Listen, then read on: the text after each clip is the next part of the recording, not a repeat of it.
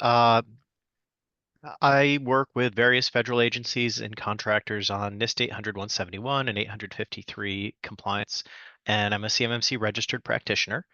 Today, we're going to be talking about information security compliance obligations for government contractors as it relates to two types of information, FCI and CUI. So to start off, I need to give a little disclaimer that we've got some CUI markings in this webinar. They're for demonstration purposes only. Nothing in here is actual FCI or CUI.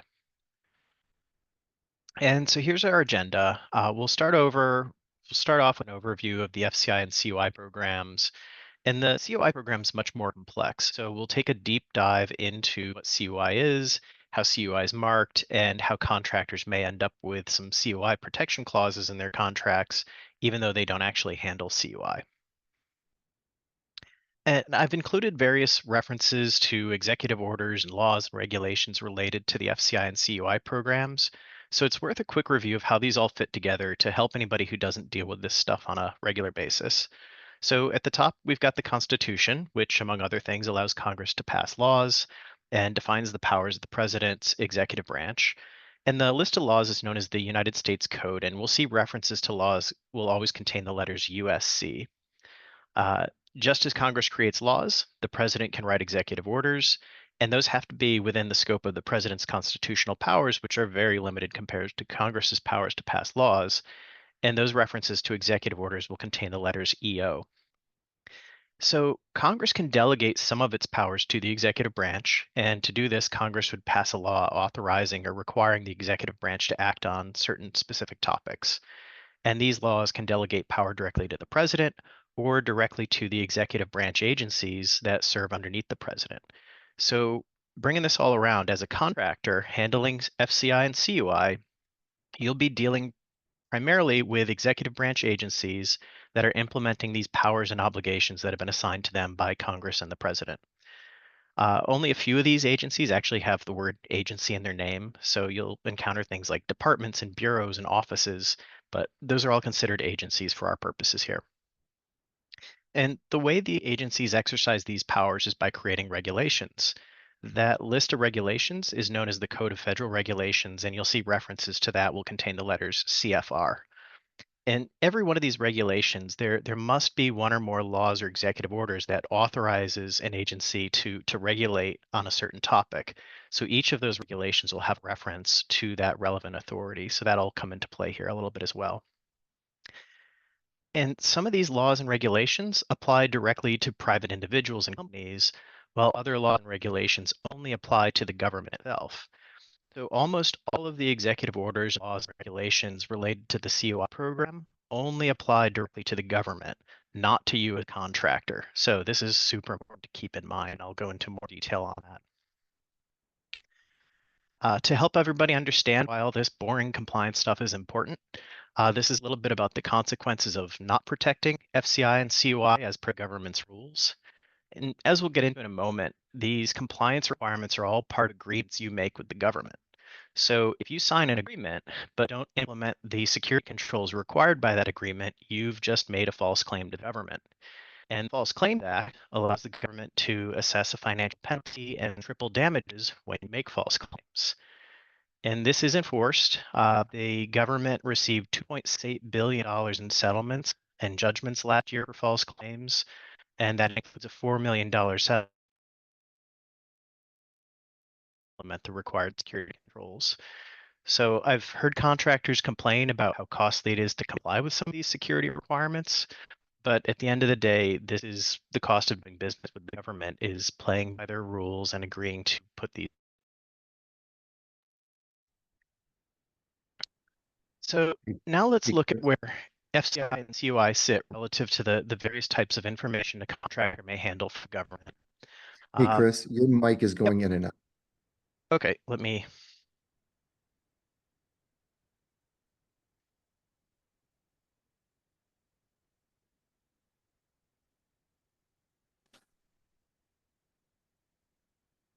All right, let's try it without the headset and see if that's any better. Yep, that sounds good. All right. So So public information is straightforward. This is information that's freely and openly available to the public, like a weather report from NOAA or the current tax rates from the IRS. And contractors can do whatever they want with this public information. On the other extreme, we've got classified information, which is very tightly controlled. Most people are probably familiar with the concepts of classification levels like confidential and secret and top secret. Anybody handling that classified information needs a security clearance, and so they don't need me to tell them how to handle that, so we're not going any deeper into that topic. What we're primarily concerned with today is that category in the middle, the federal contract information known as FCI. And this is information that is not public, but is also not classified, that contractors must safeguard. So from a contractor's perspective, CUI is actually a subset of FCI that requires more security controls than regular FCI. And then CUI itself is divided up into two types, CUI basic and CUI specified, where CUI specified requires even more security controls than CUI basic. That big blob there on the left, that uncontrolled unclassified information, or UUI, that spans both public information and FCI. And this is sort of a catch-all designation for any government information that is not CUI or classified. There's a law called FISMA that defines how the government must handle this information, but it's not directly relevant to contractors. From a contractor's perspective, any information you handle or create for the government that is not public or classified is almost certainly FCI, and it may be CUI if it meets certain criteria, which we'll get into later. So let's start with a look at FCI, which is much easier to deal with than CUI. And every federal contractor likely has an FCI protection obligation. So the regulation that defines the FCI program is part of the Federal Acquisition Regulations, or the FARs. And these are the regulations that cover how the government issues contracts and what language those contracts must contain. So FAR 4.1903, shown here, is a regulation that applies to government contracting personnel. And you can see that it requires those government contracting personnel to insert something called the 52.204-21 clause into any contract that involves FCI. And this contract clause is where a contractor's FCI protection obligations come from. So the FAR 52.204-21 contract clause tells us that contractors must apply certain basic safeguarding requirements to what the government calls covered contractor information systems. A covered contractor information system is defined as a system owned or operated by the contractor that's processing, storing, or transmitting FCI. And the processing and transmitting parts of this definition are important. There seems to be a misconception that the safeguarding requirement only applies to systems that store FCI, but you must apply the basic safeguards to systems that FCI passes through, even if that FCI is not stored. You may also notice the definition specifically applies to systems owned or operated by a contractor. So I often get questions about how this applies to contractors handling FCI and cloud services. The short answer is that the contractor is operating the cloud service, and therefore the cloud service must have the safeguards under this definition. In that case, though, some safeguards will likely be handled by the cloud provider, while others will remain the responsibility of the contractor. Yeah, a contractor can't really control the physical security of the cloud environment, for example. So the clause goes on to say that you must pass that 52.204.21 clause on in any subcontracts to subcontractors that may handle FCI on your behalf. Cloud providers are just another subcontractor. So your contract with the cloud provider should contain that 52.204.21 clause before you handle FCI in their cloud environment. And that's where they would be obligated to implement those controls on their side as well. So now we need to know what FCI is so we can figure out what those covered contractor informations that handle it are within your environment. And this is the definition of FCI, pulled straight from that FCI contract clause. And I've broken it out into bullet points so we can digest it a little bit easier. And walking through from the top, in order to be FCI, something must be information. An object cannot be FCI because it's not information, even if FCI was used to create that object. Although like paper, digital media that contains FCI will need to be handled in accordance with the safeguards just because it contains FCI, not that it is FCI itself. Information cannot be FCI if it's intended for public release. So just like what I showed earlier, that whole public side of things is not FCI. In order to be FCI, the information must be provided by or generated for the government. So your own proprietary information can never be FCI. Even if information is provided by or generated for the government, that must be occurring under a contract to develop or deliver a product or service to the government. So any information you have unrelated to a government contract with an FCI clause cannot be FCI. Once again, we've got a line that clearly states information provided by the government to the public cannot be FCI. And it also tells us that simple transactional information, something like a credit card or bank account number, is also not FCI. So to summarize all this, all the information you get from or create for the government under a contract is FCI unless it's public or transactional. And this definition casts a very wide net, which is why I tend to say that almost all information handled for the government under a contract is FCI. This is the list of those 15 basic safeguard requirements for FCI taken out of the FCI contract clause. And I'm not going to walk through all these in detail, but feel free to take a screenshot here, or you can look up the reference there that I've included at the bottom. These are all basic security best practices. So most organizations should already be doing these things. Even though the contract clause says these only apply to the systems, those covered contractor information systems that are storing, processing, or transmitting FCI, many contractors choose to implement these controls across their entire environment just so they can freely handle FCI without worrying about which systems do and don't have the safeguards implemented. So that kind of makes sense because these are so simple basic security things. These are all very vague requirements, so I often get questions about what's sufficient to meet these. And the answer is technically anything that you can reasonably say meets the requirements as written here is sufficient to meet the requirements. So if you still need more help figuring out how to implement these basic safeguards are a subset of the requirements for protecting CUI. And the CUI versions of these requirements do provide more useful guidance. So that's a great reference, and I'll show you how to find that guidance a little bit later on when we get into CUI. So that's pretty much it for the FCI program, pretty straightforward. Contractors must apply those 15 basic safeguards to any system that stores, processes, or transmits information they get from or generate for the government under a contract, and make sure to pass that FCI contract clause on to anyone else that will handle FCI on their behalf. So that brings us into the more complex CUI program. So a little background on the CUI program is before the CUI program existed, each government agency would independently decide what they considered to be sensitive information and then define their own rules for protecting that information. And each agency expected their own protection rules to be used by other agencies when that sensitive information was shared. So this resulted in many different designations and markings and protection rules for sensitive information that made it difficult for agencies to share information with each other. Contractors handling information for multiple agencies also needed to deal with this wide variety of different designations and markings and rules. So that's a hassle.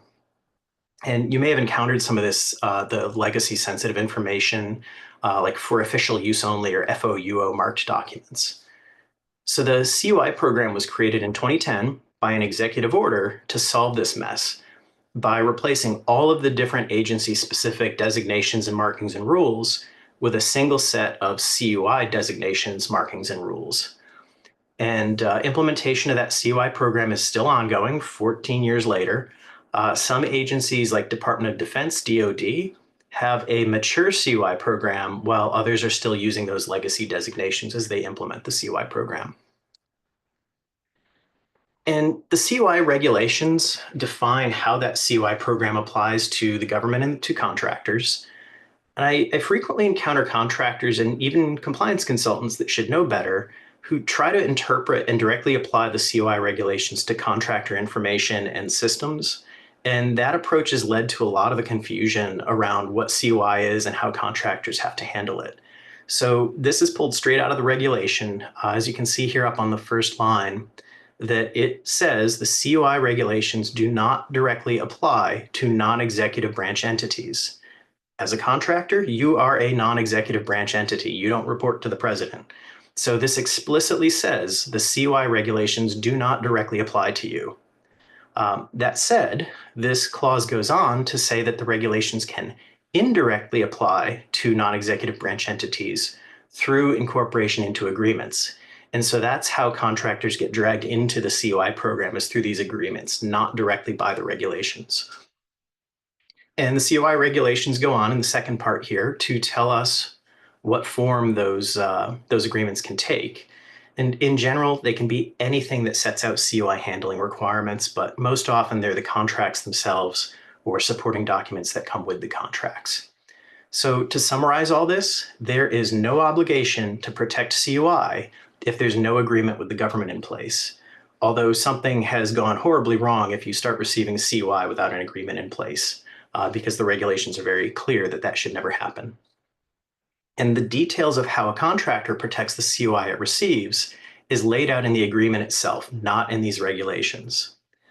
And so as you look at these agreements, be aware that not all agreements are the same, because each agency is responsible for creating its own CUI protection agreements. And so there's differences between agreements from different agencies. And agencies may also change their agreements over time. So your handling requirements for the CUI that you're receiving will be tied to the specific agreement you receive that CUI under. If you receive a CUI agreement from one agency, that does not change how you handle CUI for another agency. And if you receive a new updated CUI agreement from an agency, that doesn't change how you handle CUI you received under an older CUI agreement or even a legacy sensitive information agreement with the same agency. And this will be very relevant as the new Department of Defense CMMC requirements get phased in over the next few years. So if you've received CUI under the current DoD 7012 CUI protection agreement, you can and should continue to protect it using those requirements, even once you start receiving new contracts with the CMMC requirements. CUI agreements should also have a clause, just like the FCI clause, that requires them to be passed on to subcontractors. So you may receive these agreements indirectly, but that same concept applies. You need to review the requirements of each agreement and apply those requirements to the CUI you handle under that specific agreement. Also, just keep remembering that some agencies have not implemented the CUI program yet, so you may still receive legacy agreements and information. So even though I just showed that these regulations don't apply directly to contractors, we can still review certain parts of these regulations to help us understand what information can be CUI and what contractors can expect from their agreements with government agencies. And so this is another part of the CUI regulations that shows us that those agreements for CUI protection will usually have two sets of protection requirements. Which set you're required to use will depend on which of two categories your systems fall into.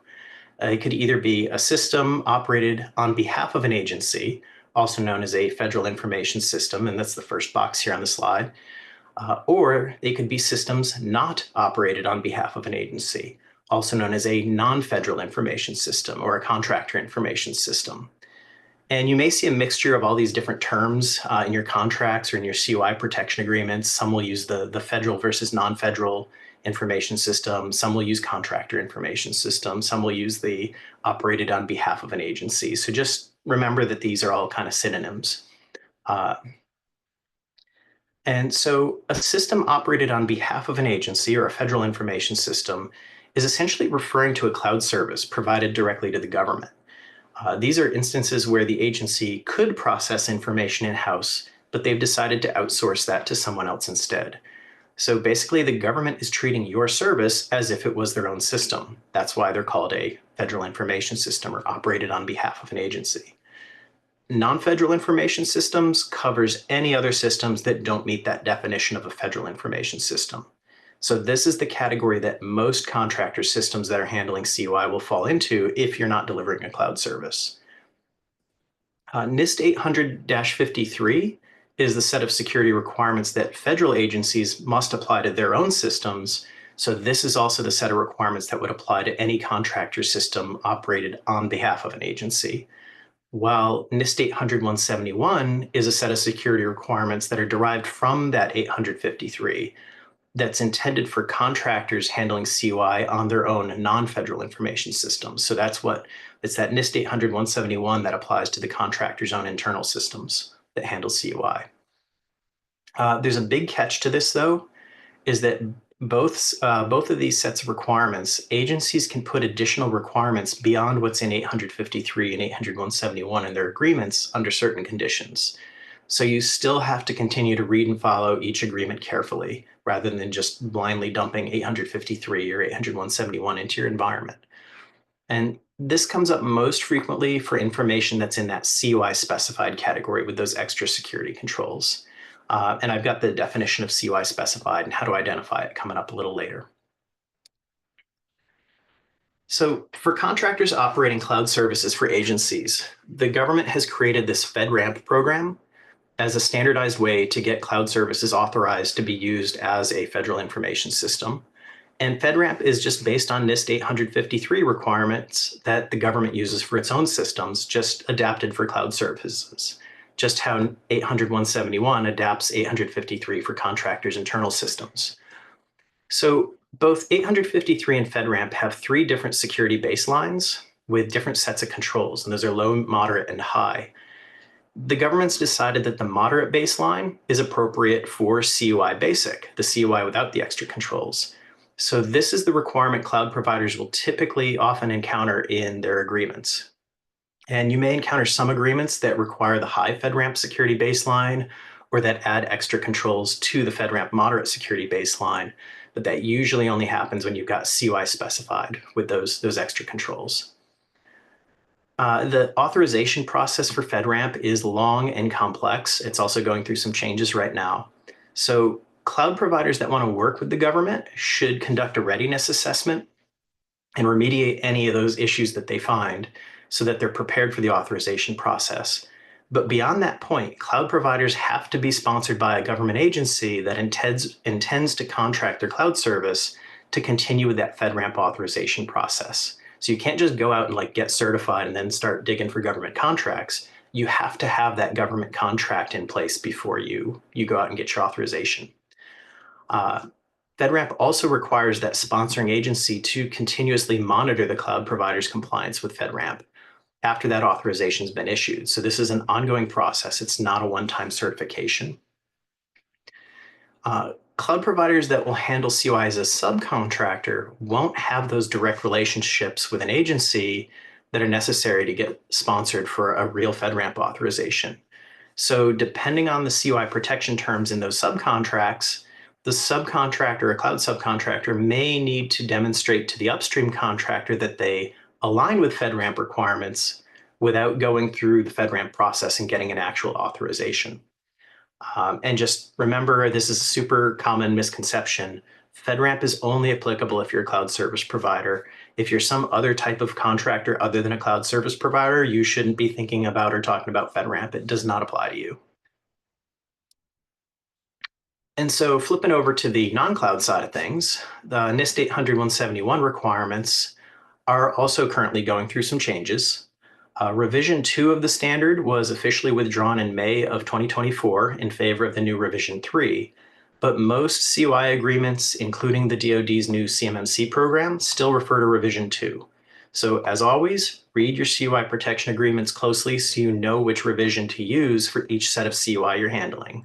And someday soon, you may end up in a situation where you have to protect some older CUI using Revision 2 and some newer CUI that you're receiving under Revision 3. So there's two documents that contractors should know about, regardless of which revision they're using. There's the main 800-171 standard, and that contains the requirements themselves and guidance on each requirement under the discussion headers. And you can see up here in the top left is an example from Revision 2 requirements. A separate 800-171A document contains the instructions for assessing compliance with the standard. So some of the requirements are really confusing. So the discussion guidance can really help understand what NIST intended. And then those assessment instructions in 171A can also help contractors understand what documentation and evidence they have to maintain to pass an assessment, which in turn can also help understand what NIST intended for the original requirement. Revision 2 tends to have these little simple one-line requirements, like again, this one in the top left, that have minimal guidance, while Revision 3 here on the right side has much more, multi-part detailed requirements with detailed guidance. And in some cases, Revision 3 has combined multiple separate requirements from Revision 2 to form a single, more complex requirement. Another big thing is Revision 3 explicitly identifies where the organization must define some of the parameters of their information security program, which was always just kind of implied in Revision 2. So as an example of this, you can see how the little red box coming up here in the assessment instructions for Revision 2 states that password complexity rules must be defined. But the requirement itself doesn't explicitly say that. So you need to look at the assessment instructions to understand that you're expected to define these things. While in Revision 3, you can see the new red box here in the middle, Revision 3 requirement clearly gives the contractor the homework assignment to define password complexity rules. So that's a nice change there. And so regardless of whether it's NIST 853 or 800-171 or FedRAMP or the new CMMC standard, all of these require a single core foundational document known as a system security plan, or an SSP. So if you're aiming for compliance with any of these, creating this SSP document should be your first step to move towards any of these standards. And this SSP provides an inventory of the system and what's going to be brought into compliance, including where the boundaries of that system are and who's responsible for it. And those boundaries are very important. Unlike FCI, where I said, hey, if you want to just bring everything into scope, with CUI, limiting the handling of CUI to certain systems with well-defined boundaries allows a contractor to apply the relevant security controls to just those systems rather than everything in their environment. Because these requirements are much more complex, much more detailed. There's many more of them. So trying to apply all those controls to the entire environment is usually an exercise in frustration and should usually be avoided. Most of that SSP is actually just a list of every single security control from the relevant standard with an indication of whether the control is in place, not in place, or not applicable. And that SSP has to describe how the contractor implements each of those controls that's in place, has to provide justification for each control that's considered not applicable. And you'll have a separate document known as a plan of action and milestones, or a POAM, that you have to complete for any requirement that is not in place. And in some cases, you can actually use that POAM to kind of temporarily claim compliance while you're still working to address those missing controls. So that's an important part, is to document the things you don't have and that you're working towards fixing them. The NIST 800-171 website has SSP and POAM templates that you can use to get started with both of these documents. And this version is from the NIST 853 definition. 171, CMMC are a little bit different, but they're basically the same thing. So now that we understand a bit about the CUI program itself, we need to review what CUI is so we can figure out what information we need to protect using all these security requirements. So this is the definition of CUI pulled from those CUI regulations. And as we look through this, keep in mind that unlike the definition of FCI, which was intended specifically for contractors, this definition is really intended to apply to the government's handling of its own information, not directly to contractors. So it reads a little bit differently here. As with the definition of FCI, I've broken this out into some bullet points so we can digest it a little bit easier. And starting off, just like FCI, in order to be CUI, something must be information. That information must be created or possessed by the government, or created or possessed on behalf of the government. So as a contractor, you would be handling information created or possessed on behalf of the government. So far, this is very similar to the definition of FCI, but this highlighted line is the big difference. For information to be CUI, there must be a law, regulation, or government-wide policy that requires the government itself, not the contractor, to safeguard that information or control who can receive that information. And so this is a very, very important concept that can clear up a lot of confusion about the CUI program. Is a government agency or contractor cannot arbitrarily decide to designate information as CUI just because they feel like it should be protected. Information can only be CUI if the government itself has some documented requirement to protect that information. And anytime CUI is designated, the government or contractor must be able to point to that specific documented safeguard or dissemination control that applies to the government's handling of that particular bit of information. So now we've got some lines that tell us what cannot be CUI. Classified information cannot be CUI. And we have a line that makes it clear that information contractors keep in their own systems that has no relationship to the government is not CUI. So I often encounter contractors that worry about their proprietary information being CUI. And as per this line, there's nothing to worry about there. The definition then goes on to define the two types of CUI, the basic and specified. And the difference is that CUI specified has certain specific controls listed in those laws or regulations or policies. CUI basic requires protection without specifying any particular controls.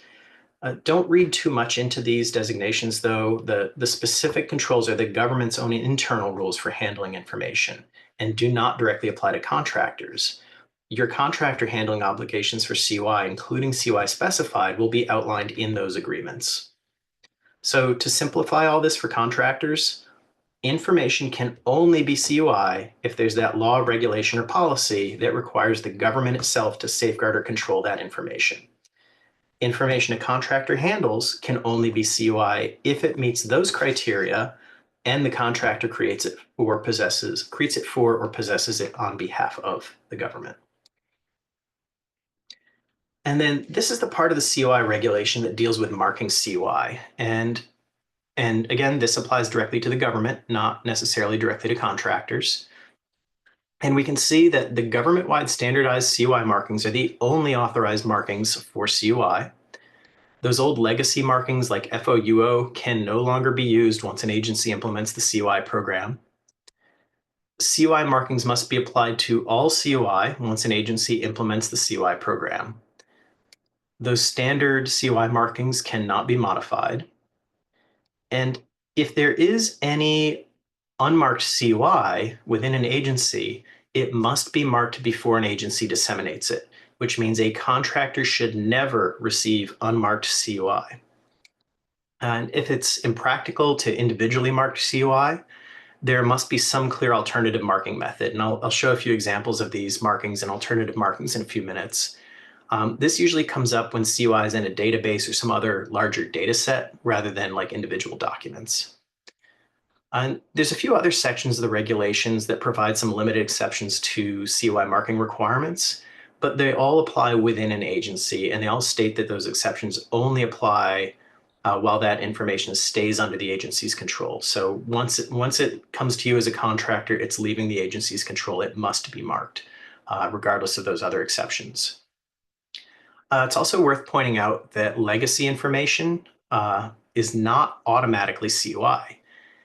Agencies that have implemented the CUI program have to review all their legacy information to determine if it's CUI and remark it before releasing it to a contractor.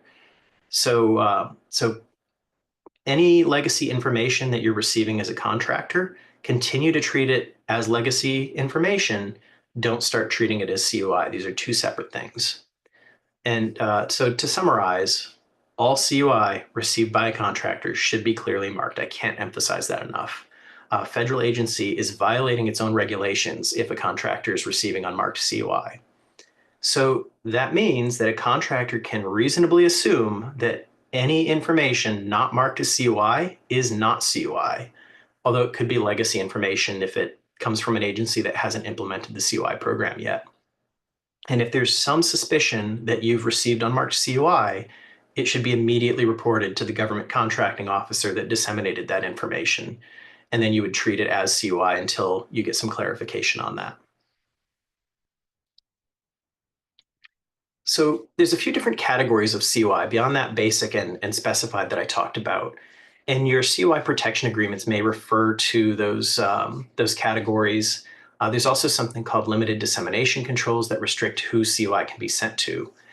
The National Archives has been put in charge of the CUI program and maintains a website with many useful CUI related resources, including like the category list of CUI, the listed dissemination controls, a marking handbook if you ever need to mark CUI, a glossary of all these obnoxious government terms, various templates for things, and training resources. So this site's an excellent resource. Anybody dealing with CUI should have it bookmarked. I've got the link here. I've also got a slide at the end of this with a whole bunch of references you can screenshot that includes this and direct links to some of these things. So this is the big list of all the different categories of CUI with all the standardized marking for each category. And so each of these categories responds with one or more laws or regulations or policies that applies to the government's handling of information within that category.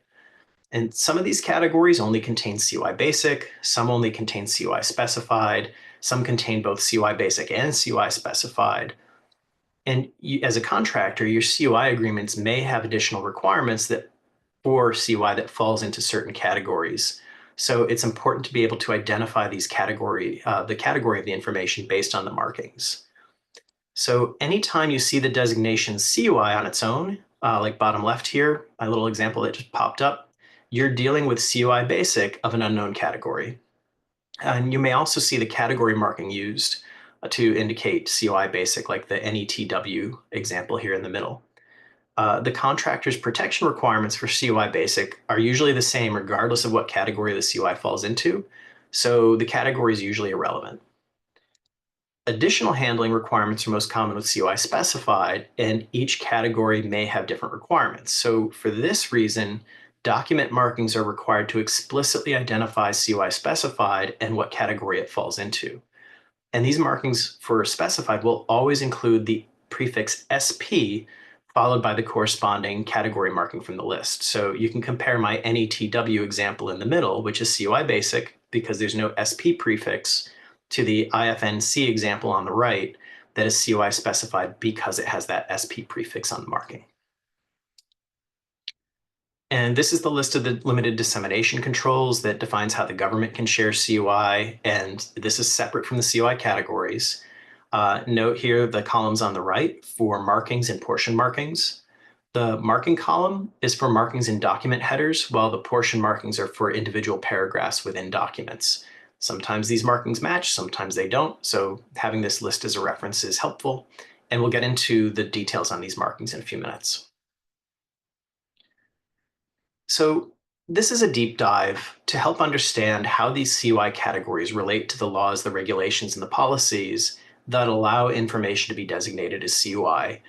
And I'm showing this because I've often heard this misconception that nearly any information a contractor handles for the government can be CUI. This is true for FCI, but very much false for CUI, and I want to show you how specific these definitions are to help bust this myth.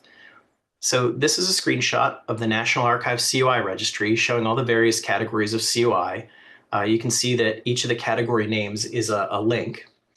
And we're going to take a deeper look at the Unclassified Controlled Nuclear Information category, or UCNI. So that link brings us to a page that shows some more information about UCNI, including a brief description of the category and the appropriate markings for the category. This description here is, and this is, hopefully you can see my mouse pointer. This description is informational only. Don't treat this as the formal definition of what information qualifies as UCNI. And notice at the bottom of the page, there's a section here with the dissemination, safeguarding and/or dissemination authorities. So you can see here that some UCNI is CUI basic, some is CUI specified. And next to each of those, it shows the laws, regulations, and policies containing the safeguards and controls that apply to that information. So we can see the law at 10 USC 128A applies to CUI basic, while the regulation at 32 CFR 223 applies to UCNI specified. And the CUI category, this one is relatively simple. It only has a single authority for each type. some categories will have huge long lists here. We'll see one in a bit. Of all these different overlapping laws and regulations and policies, and those can be a hassle to sort through. But let's take a deeper look at the CUI specified version of UCNI by following that link to 32 CFR 223.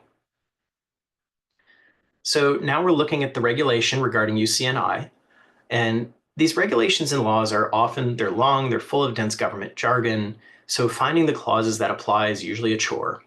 But I've pulled out the relevant parts of the regulation here so you can see how it defines the information that falls into the UCNI category. There's quite a bit more detail in the definition beyond these bullet points that expands on them, but I left it out because we're already super deep in a rabbit hole here, and none of this is terribly relevant to what you're doing. This is more of the government's problem. But as this is CUI specified, there have to be specific safeguarding or dissemination controls defined in laws, regulations, and policies as well. So you can see here's the protection, safeguarding controls, and then over here are the dissemination controls. So this backs up everything that we learned by reading that CUI definition. I'm not going deep dive into the details of this text because, again, none of this applies directly to you as a contractor. These are all requirements for the government's handling of this information. The government will use this information to determine what information they need to mark as CUI before they send it to you, what information they must instruct you to mark as CUI, and what controls they need to include in your CUI protection agreement. As a contractor, you just follow the instructions in your CUI protection agreements. Another good concept to be aware of is that information might be CUI to the government, but not to a contractor. And a good example of this is the proprietary business information category. Again, screenshot here from the CUI registry website for that category. So a contractor may need to send some of its own proprietary information to the government under a contract, even though that information was not created for the government. From the definition of CUI, we know that information a contractor did not receive from or create for the government cannot be CUI as far as the contractor is concerned. However, there's a very long list of laws and regulations that requires the government to safeguard and limit dissemination of proprietary information that the government receives from contractors. So if a contractor is sending information that falls under any of these laws or regulations, it becomes CUI once the government receives it, and it must be safeguarded by the government. That does not mean that the contractor has to start handling their own proprietary information as CUI just because it got sent to the government, which is now handling it as CUI. From the contractor's perspective, it's still the contractor's own proprietary information that they can handle however they like, even though the government must safeguard it. So we've established that all CUI must be marked before a contractor receives it. So now let's see what these CUI markings look like. And this is meant to help you identify CUI you encounter, but also to help you understand the markings you have to use if you end up creating CUI for the government, or if you make copies of the CUI that you've received from the government. So let's start with the standardized optional cover page for CUI. You might find this on larger documents like reports, but the lack of a cover page does not mean there's no CUI because this page is completely optional. The bare minimum, every document that contains CUI must have two things at a bare minimum: a banner on top of every page that says either CUI or controlled, and a designation indicator somewhere on the cover page or the first page that identifies who originally designated that information as CUI. And you can see the red box here.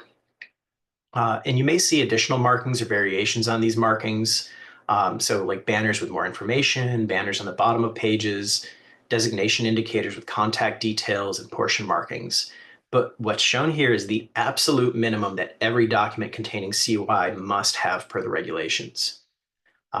These examples that I'm about to show, these are just kind of typical documents you might see in Word or PDF format, but all of this applies to any document that contains CUI regardless of format. So PowerPoint slides, emails, faxes, fillable forms, any information that you have, or any method you have for displaying information is subject to these same marking requirements. And that National Archives CUI marking guide has examples for all these other types of documents that are worth reviewing. And the DoD has its own marking handbook that shows how they will specifically mark documents that contain CUI. So let's go a little bit deeper into the markings beyond those mandatory minimums. And these examples show the CUI banner, but remember, any of these could say controlled instead of CUI. And there's three potential parts to the CUI banner. The first part is the one that says controlled or CUI, and maybe the only thing in the banner if the document only contains CUI basic. You can see this in the simple first example here and what I showed on that previous page with the bare minimum. The second part comes after a double slash, and it can list the types of CUI the document contains. This is only mandatory if the document contains CUI specified. And you can see the second example here contains CUI marked SP-CTI. The list on the National Archives website will tell us that this is the marking for controlled technical information. Documents can contain more than one category of CUI. So in this case, each listed category will be separated by a single slash. So this third example shows a document that contains SPCTI and SPNNPI categories. NNPI is Naval Nuclear Propulsion Information. So the banner marking must be the same on every page of the document and must include all the CUI in the document. So this entire document will have this full banner on every page, even if there's only a single line of naval nuclear propulsion information buried deep in a document that otherwise only contains controlled technical information. The banner may also list those limited dissemination controls we saw earlier. These come after another double slash in the banner. So this fourth example banner would be for a document that contains controlled technical information that has the no foreign limited dissemination control. The CUI website tells us that this is the marking for no foreign dissemination. And I chose no foreign as my example for a reason here. There's this common misconception that CUI must remain on US soil or that it can only be accessed by US persons. By default, CUI can leave the country and it can be accessed by non-US persons. Dissemination of CUI to non-US persons or territories is only restricted if there's a limited dissemination control, like no foreign to that effect. And at the end here, you may also encounter a banner that says unclassified. This means that the document does not contain CUI or classified information. It may still need to be protected as FCI though. This is portion markings. You may encounter documents that have these portion markings in them. You can see this document has our same banners and designation indicator as all documents that contain CUI must, but this designation indicator, just as an example, has some extra details in it. This document points out the different information designations or categories as they're used throughout the document using the parentheses at the start of each paragraph. So this helps us understand which protections apply to each piece of information in the document, which is very useful when you're copying information out of a document and using it elsewhere. Starting from the top here, the first line has a U for uncontrolled, so this line is not CUI or classified. The second line shows CUI, which means it's CUI basic. The third and fourth lines both contain CUI specified, but the third is controlled technical information. It's got the CTI, while the fourth is naval nuclear propulsion information, NNPI. And as these are different categories of CUI specified, they may be subject to different handling requirements. So it could be important to know the difference. And then the fifth line has some more controlled technical information, but you can see this line also has the NF portion marking on it, which is for the no foreign dissemination control again. And this is a good example of going back to the list of dissemination controls that this is different. The NF, the portion marking is NF, while the banner is no foreign, and that's how it's defined in the CUI registry. Also notice that every CUI category and limited dissemination control is listed up here in the banner, with the exception of U for uncontrolled. You never list uncontrolled. If you encounter a portion marking in a document that's not listed in the banner, somebody made a mistake when they marked that document. And I'm not going into classified information today, but if you have a security and clearance, you may encounter classified documents that also contain CUI, in which case the banner and portion markings will show both of the relevant classification and CUI markings combined in a single document. You may run into certain laws, regulations, and policies that require other markings on government documents beyond the regular CUI requirements. And the CUI program calls these required indicators. So if the information is both CUI and meets the requirements for a required indicator, then it should carry both the standard CUI markings and the required indicator. Here we've updated our CUI document with a warning required by DoD whenever the information is export controlled up here in the red box. But remember, not all information marked with a required indicator is CUI. You still go by the banners. For example, DoD actually requires warnings on documents that are intended for public release. So obviously those can't be CUI, even though they would have one of these warning banners on it. Agencies are supposed to decontrol CUI when information is no longer considered CUI, even if it's still marked. Doesn't mean it's public though. You should still treat it as FCI. When feasible, they're supposed to mark a decontrolling date or an event, but there's no specific format. So you can see my little example down here with a date or after the USS Minnow gets decommissioned. So if that happens, you no longer have to treat this document as CUI, even though it's still marked. Agencies are supposed to remove CUI markings if they move that decontrolled information to a new document, but there's no requirement to mark existing documents as decontrolled. So some agencies may strike out the banners on the cover page like I've shown here, but you would expect to find the CUI banners on the rest of the pages intact. You just have to go by what's on the front page.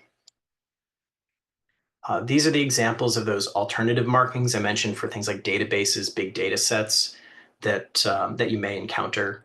So these are pulled straight from the National Archives CUI marking guide. If you run into these and you're not sure what's CUI and what's not, get in touch with your contracting officer to figure out exactly what's CUI. Any physical electronic media that stores or processes CUI must also be marked. So this includes any removable media in computers. Computers, we mark the exterior of the computer itself rather than the hard drive that's buried inside. But you can see on the NAS here, we would mark both the NAS itself as well as the two removable hard drives, specifically because they are removable. And where possible, you should be marking the CUI categories and dissemination controls on that media, but we know there's no way you're going to get all that stuff on a little tiny USB stick. So at a minimum, you just have to mark it with either CUI or controlled and the designating agency, just like the first page of a document that contains CUI, and you can use abbreviations for those agency names as shown in some of these examples. Any containers that store CUI, like cabinets, filing cabinets, safes, archive boxes, should be marked. There's no specific requirements for these markings. Anything that clearly communicates the presence of CUI is all you need. And weirdly, if you're shipping CUI, it must not have any exterior markings. So what they want you to do is this deliver only to on the envelope or the outer package, so that only a specific person will open that, and your mail department should understand that and know how to handle those. So wrapping up here, I want to take a little deep dive into something else. Is we often get calls from contractors that ask for help aligning with 800-171 as per these contract agreements, only to find out that they're not actually handling CUI. So I want to go into the DoD's contracting clauses to show why this happens. And so I mentioned the federal acquisition regulations earlier. This is the Department of Defense's supplement called the Defense Federal Acquisition Regulations Supplement, or DFARS. And just like that instruction we looked at earlier for FCI that tells the contracting personnel to put the FCI clause into contract, DFARS instructs the DoD contracting personnel to insert various CUI clauses. And the highlighted one here, the DFARS 252-204-7012, is the main clause that informs contractors they need to protect CUI. And we're just going to call that the 7012 clause. That's what most people call it. And you can see how this instructs DoD personnel to insert this CUI protection clause into all contracts unless they're solely for commercial off-the-shelf items. Nothing in this instruction says anything about determining whether CUI will be handled under the contract before inserting the CUI protection clause. So this means DoD contractors can expect to receive the 7012 clause in every contract, even if they're not going to be handling CUI under some or all of those contracts. This is the part of that 7012 clause that instructs non-cloud contractors to protect CUI. This instructs the contractor to implement the security requirements from NIST 800-171 on what it calls covered contractor information systems. That same term came up in the FCI clause, but it's defined differently here in the 7012 clause. So we need to understand that definition. And this takes us down a rabbit hole because it's the DoD and they make things complex. So we can see here, covered contractor information system is owned or operated by a contractor, stores, processes, or transmits covered defense information. So now we need to know what covered defense information is. Another definition from 7012 tells us that it's covered defense information includes controlled technical information and other information in the CUI registry. A quick check of the CUI registry shows us that controlled technical information is just a category of CUI. So basically, this is a long way of telling us covered defense information is just CUI by another name. So putting this all together means that we only need to apply NIST 800-171 controls to the systems that are storing, processing, or transmitting CUI received from or created for the DoD under a contract. If the contractor is not receiving or creating CUI, then there are no covered contractor information systems, and therefore there's nothing to apply the NIST 800-171 controls to. So the contractor can effectively do nothing and still be compliant with that 7012 clause if they're not handling CUI.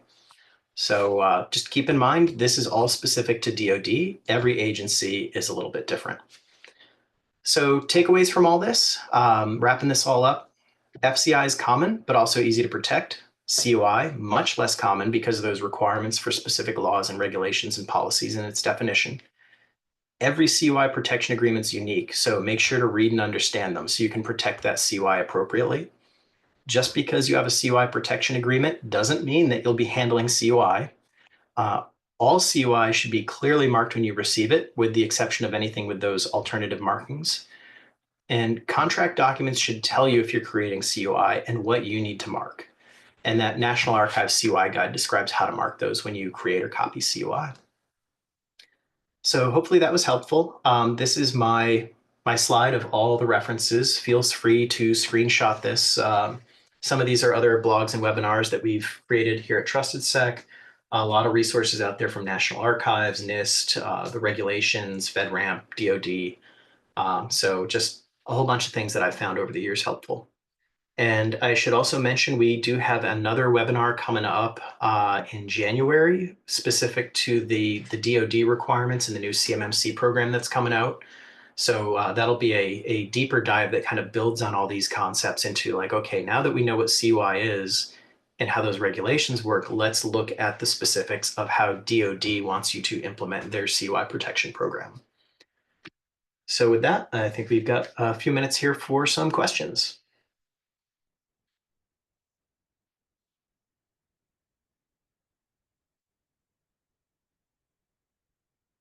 And UCNI, pronounce UCNI. Yep. The government has all sorts of fun, creative pronunciations for things. I try to avoid them in talks like this just to avoid confusing people. But yeah, there's the deeper you get into all this this contracting stuff and government speak, there's a whole lot of really interesting things.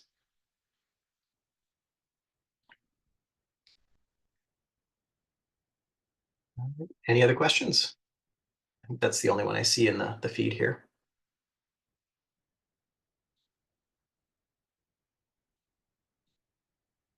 All right. I guess we will wrap it up then. Thanks everybody for attending, and hopefully look forward to seeing at least some of you, if you're defense contractors, on the CMMC webinar in a little bit.